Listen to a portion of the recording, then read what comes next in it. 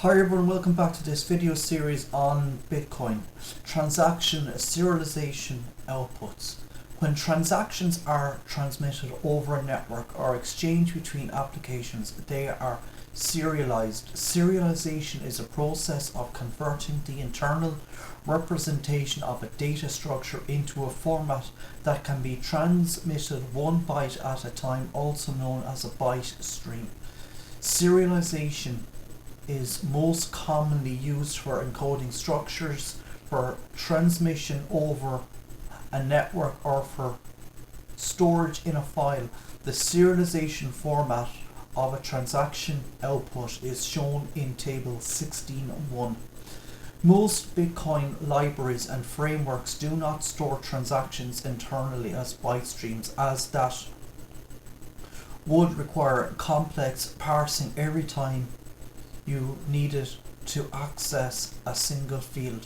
For convenience and reliability, Bitcoin libraries store transactions internally in data structures, usually object-oriented structures.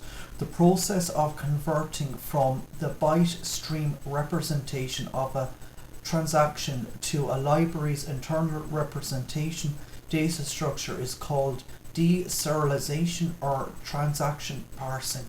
The process of converting back to a byte stream for transmission over the network for hashing or for storage on a disk is called serialization.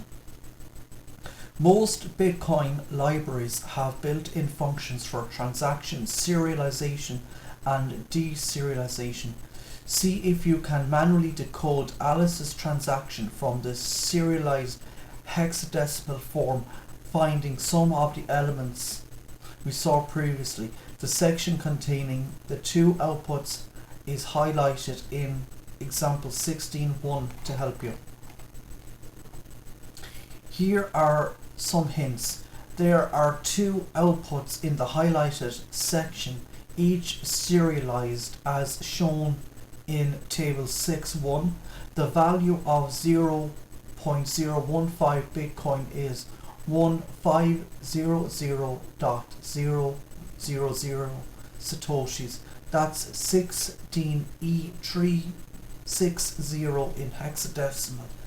In the serialized transaction, the value 16E360 is encoded in Little Endian, least significant byte first byte order, so it looks like 60E316.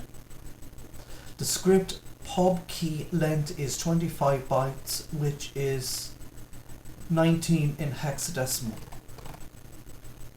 Transaction inputs.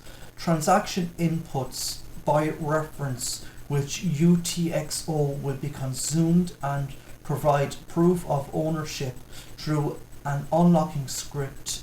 To build a transaction, a wallet selects from the UTXO it controls.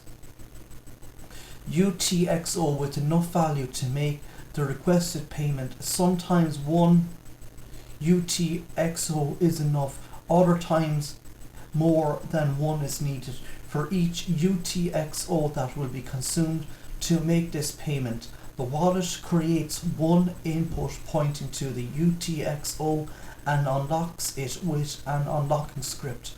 Let's look at the components of an input in greater detail. The first part of an input is a pointer to an UTXO by reference to the transaction hash and sequence number where the UTXO is recorded in the blockchain.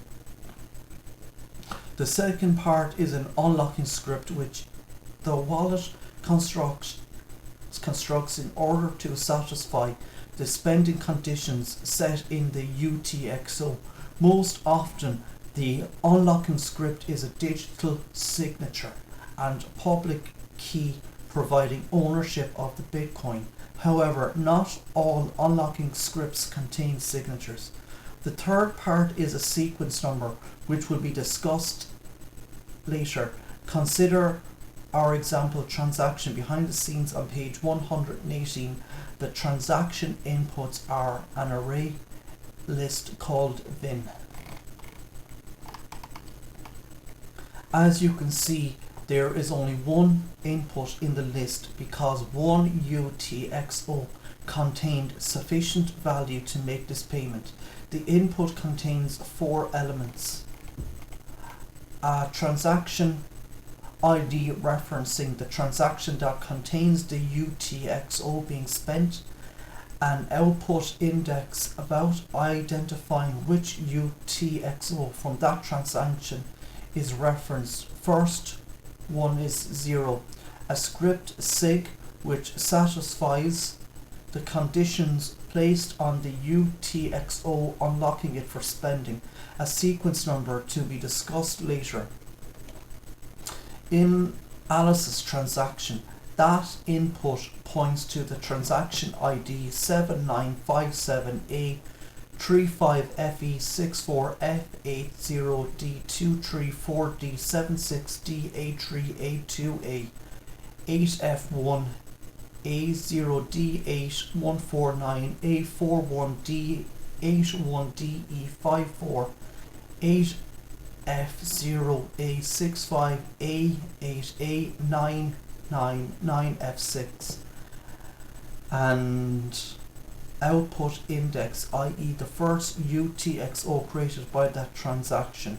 The unlocked script is constructed by Alice's wallet by first retrieving the referenced UTXO, examining its locking script, and then using it to build the necessary unlocking script to satisfy it. Looking just at the input, you may have noticed that we don't know anything about this UTXO other than a reference to the transaction containing it.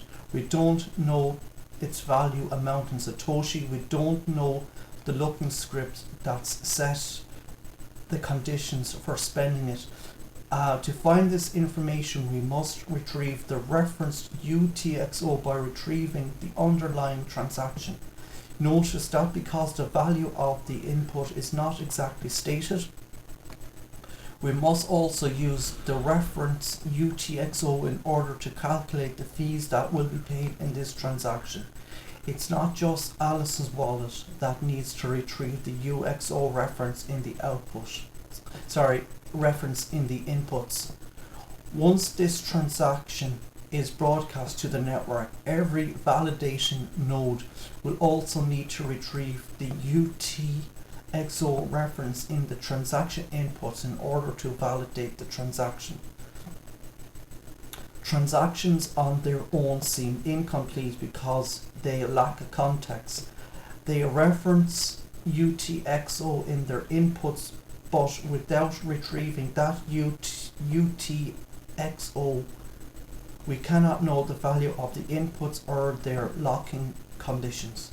When writing Bitcoin software, anytime you decode a transaction with the intent of validating it or counting the fees or checking the unlocking script, the code will first have to retrieve the reference UTXO from the blockchain in order to build the implied but not present in the UTXO reference of the inputs. For example, to calculate the amount paid in fees, you must know the sum of the value of the inputs and outputs, but without retrieving the UTXO referenced in the inputs, you do not know their value. So a seemingly simple operation like counting fees in a single transaction in fact involves multiple steps and data from multiple transactions. We can use the same sequence of commands with Bitcoin Core as we used when retrieving Alice's transaction, get raw transaction and decoded raw transaction. With that, we can get the UTXO referenced in the preceding input and take a look. With that, this UTXO has a value of 0.1 BTC. that has a locking script public key that contains OP, DUP, OP, #160.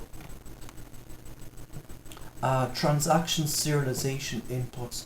When transactions are serialized for transmission on the network, their inputs are encoded into a byte stream as shown in table 6.2. 32 bytes transaction hash pointer to the transaction containing the UTXO to be spent. 4 bytes output index, the index number of the UTXO to be spent. First one is 0. 19 bytes VARINT unlocking script size. Unlocking script length in bytes to follow. Variable unlocking script, a script that fulfills the conditions of the UTXO locking script. 4 bytes sequence number used for lock time or disabled. 0xFFFFFFF. As with outputs, let's see if we can find the inputs from Alice's transaction in the serialized format. First, the inputs decoded.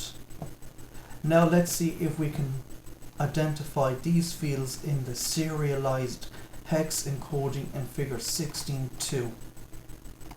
A hint, the transaction ID is serialized in reversed byte order, so starts with hex 18 and ends with 79. The output index is a 4-byte group of zeros, easy to identify. The length of the script sig is 139 bytes or 8B in hex. The sequence number is set to FFFFFFFF. Again, easy to identify. So I'm going to leave it here today for this video. If you like listening, please consider like, sharing and subscribing. Thank you.